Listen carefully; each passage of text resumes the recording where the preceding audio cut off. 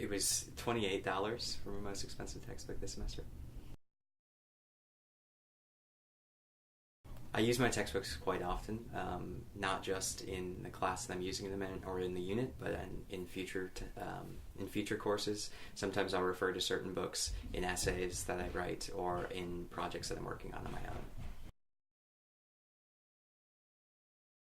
I use the internet primarily for WorldCat and JSTOR through the library resources to find secondary source material for the courses that I'm working on.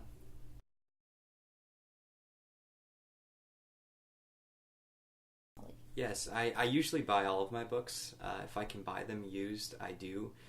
There are certain situations in which I can't. I buy them primarily because I don't know. I like to mark up my books, but I don't know if I will need them in the future.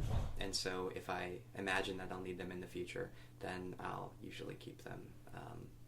At the end of the semester, I'll sell the ones that I don't need.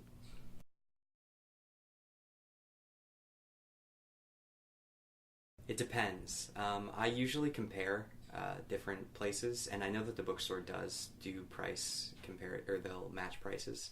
However, oftentimes, depending on the amount of books that they have at the bookstore, sometimes you're in a bind on which ones are more expensive and which ones aren't. So this past semester, I bought half of them at the bookstore and half of them from online sources.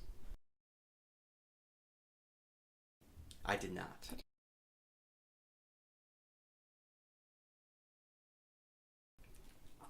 From my personal experience, yes. However, I do think our textbooks are very overpriced. I don't think that we should be required to buy them or to rent them or to have them on our own. I think that our library should stock enough copies for individuals. That way we wouldn't have to pay for them. Especially the private university, in which we're already paying quite a bit of money for our tuition. There's no reason why we should be forced to get our textbooks ourselves or to either rent them or buy them.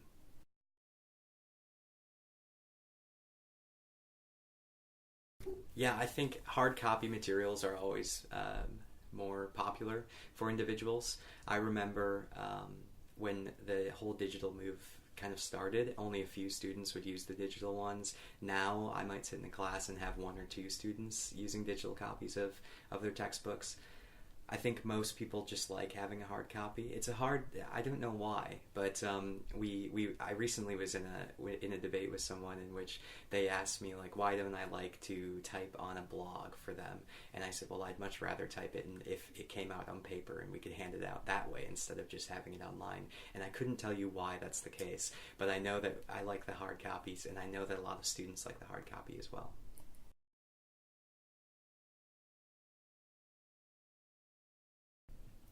Yeah, I know that there are some schools across the country that use only primary source materials, especially in liberal arts education. They don't use any textbooks or any secondary source materials. When it comes to using them in the classroom, I think that they're useful. I think we are at the collegiate level, and I think that students would be able to formulate their own responses to the primary sources that they're reading, particularly in majors like literature and philosophy, in which a lot of what we should be doing is just reading primary sources and then formulating our own responses to them, not based on the readings of other people.